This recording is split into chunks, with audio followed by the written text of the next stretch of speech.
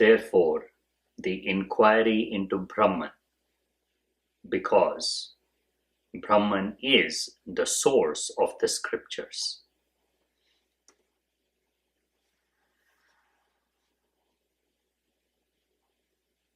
What a beautiful way to begin with the word now. The only place where we can begin from. The only reason why there is even a necessity to begin. That word is the beginning and the end. It is the question and the answer.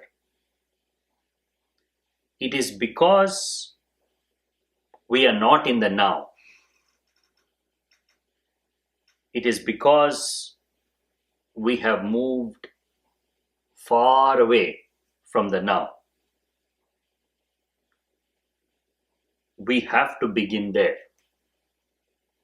Coming to the now is the beginning of the inquiry into the nature of reality.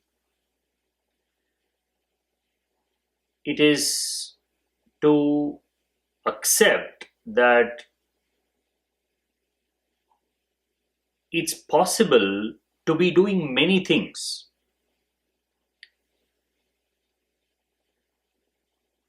Assuming that this is life. What else can it be? This is the only thing I know. I wake up in the morning. That is life. I dream. I desire. That is life. I grow.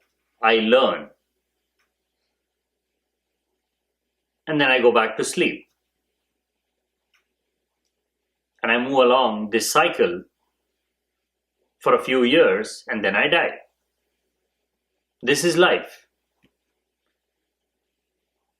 Inquiry into the nature of life, the nature of reality begins when we fully understand, acknowledge and accept that what we do on a daily basis, what we are obsessed with, has nothing to do with life.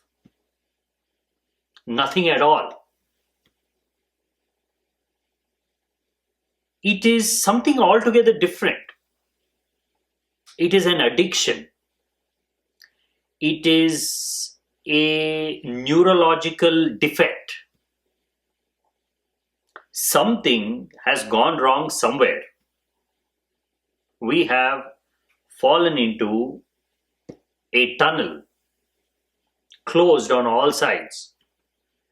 That falling, that movement, that being lost is what we identify as life, living. It is entirely us, our own making. Our words, our ideas,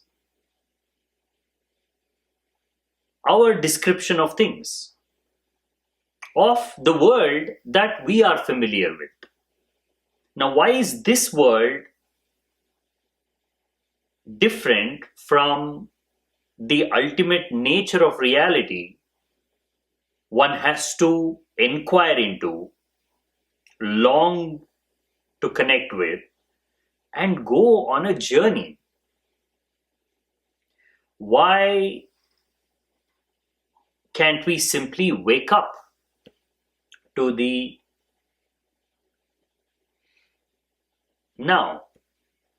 Why can't we just, at our moment of choosing, when we are introduced even to the idea that, fine, you're holding on to all these things, but that isn't the only reality. In fact, compared to reality, it is a very flimsy, passing phenomenon. What's the difference between the ocean and the waves, the sky and the clouds? Two completely different things. Ocean is the totality. Wave is the agitation, disturbance on the surface. It has no existence of its own. A cloud has no reality. It is not rooted in the now. The sky is rooted in the now. The sky is always there. We are obsessed with the moving, the changing, the becoming. Hence, the starting point of inquiry is the now. To drop everything you're doing, to drop your intellectual endeavors, to drop your ego, satisfaction of the ego, to realize that I am not intelligent, I am not alive and aware to the fundamental nature of reality. It only feels like it because I have this entity called the ego that has kept me in this state of delusion. It has not allowed me to inquire into anything fundamental. It has taken over my life and it has replaced all my existential longing into human desiring. As far as my ego is concerned, the only reality is the world I live in relationship to my body, in relationship to my mind.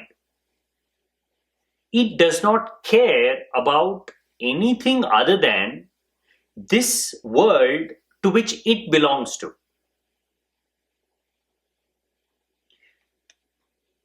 To inquire into the fundamental nature of reality, one has to fight with the ego. One has to go through the discomfort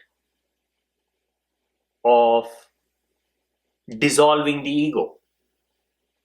One has to become a nobody. One has to let go of this deep, strong attachment to oneself. Then begins the inquiry. Now, therefore, the inquiry into Brahman.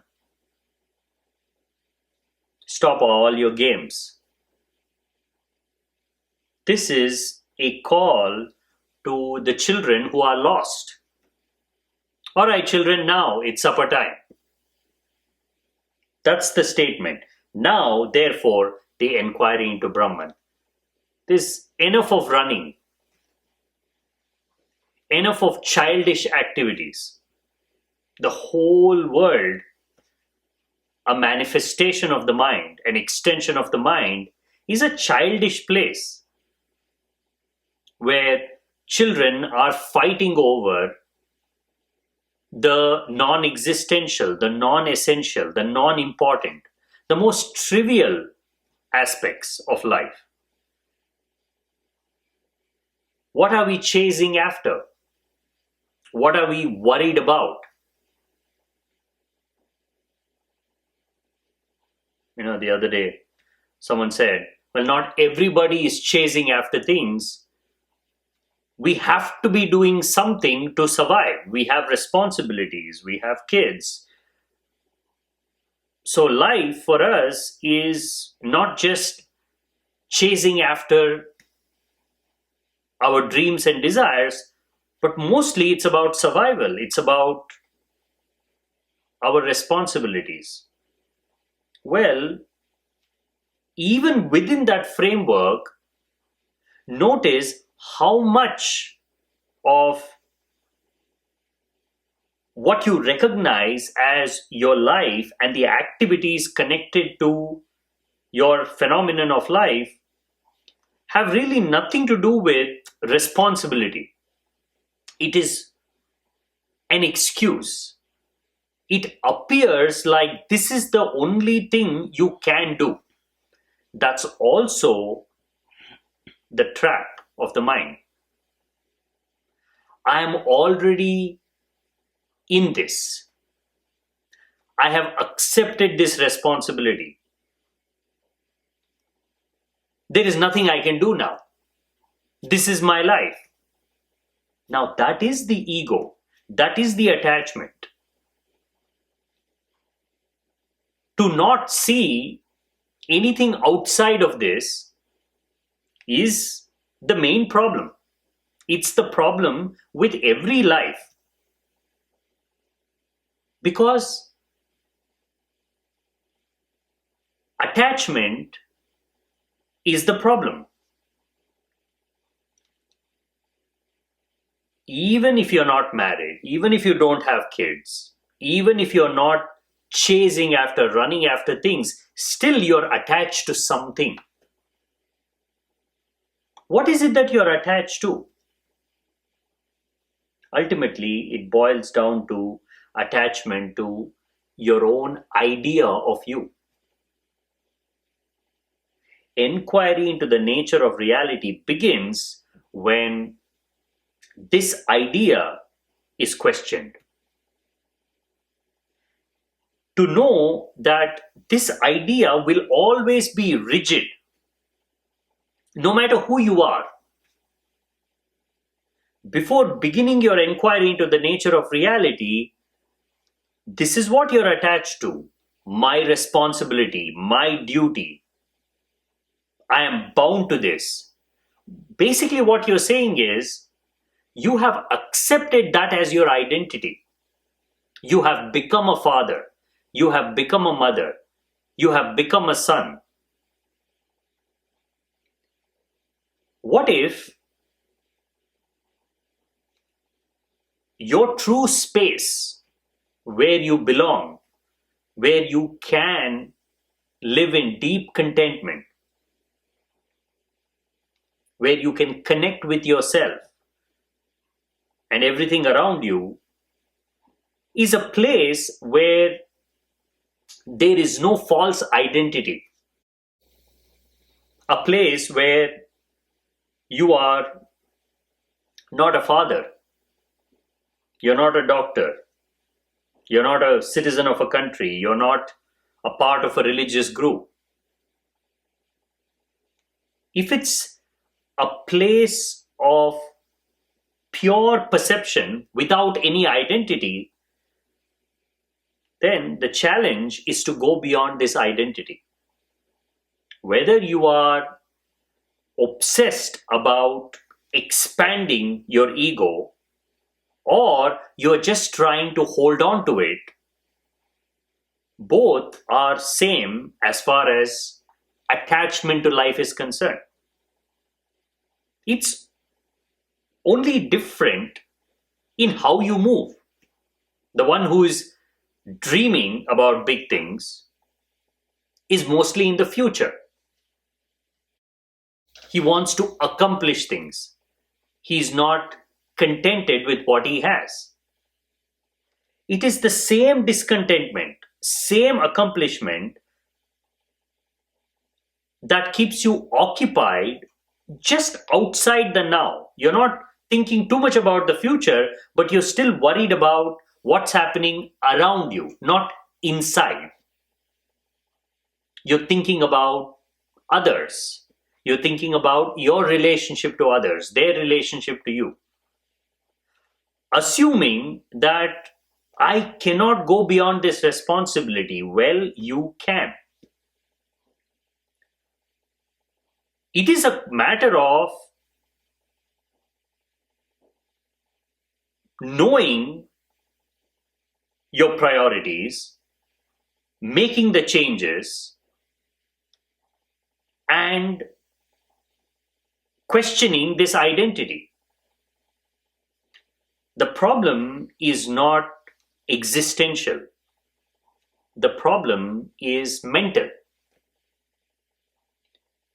The ideas of right and wrong. If you have accepted certain idea of who you are, what does that mean? That means you have accepted some things as right and some things as wrong. When you choose to step away from your so-called responsibilities, there's a part of you that says, you are wrong. You're not supposed to be doing this. Going deeper into this is also inquiring into the nature of reality. Because you are a mind, you have become a thought process, you have moved away from the source, from the center. A decision is a moment of deep discomfort. Think about it. There is not a single exception in the entirety of human history that an individual has accomplished something extraordinary, especially on the inside, without coming to that all important moment when he has looked back on everything he has done his entire life and said, this is not me. This has just happened. I want to do something different. I want to change the direction of the movement. There is not a single exception to this rule. Take the life of any enlightened individual, you will find this critical point. The most important point, after which everything can be understood about their choices, about the path they took, and ultimately what they realized. Before that point, nothing exists. This idea of searching for yourself doesn't even exist before that point of decision. Before that point of decision, your identity is a false identity. How can I realize the true nature of my self? By being a father. You cannot. You cannot be a father and yourself, because these are two completely different things. It is not about discarding everything on the outside. It's not about running away from things. It's about seeing that your biological, physical, mental identity has nothing to do with you. It is something you have become attached to because that's the realm in which you have been moving. That is your obsession. You can call that obsession by many different names. You can use the words responsibility, duty, my first responsibility, my first obligation. But it is still your world, your attachment. Your true responsibility is simply the word responsibility itself. What does that word mean?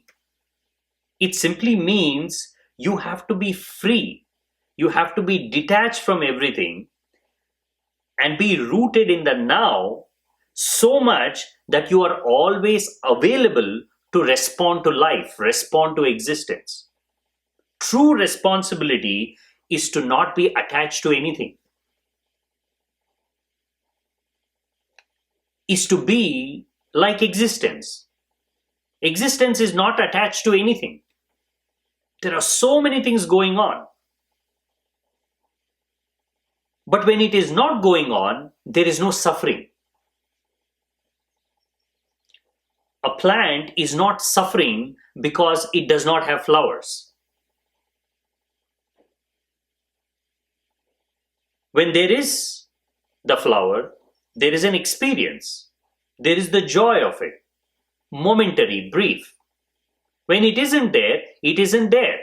Whatever is there is accepted as the reality. A seed is not suffering to become a plant. A plant is not suffering to become a tree. A tree is not suffering to become a seed again. It's because it's all happening in the now. For human beings, this process is totally reverse. The seed is given an idea of the tree. Not only introduced to the idea of the tree, but hammered down to a point where to be a seed becomes unbearable. To be a seed, to be a plant is unbearable. You have to become a tree.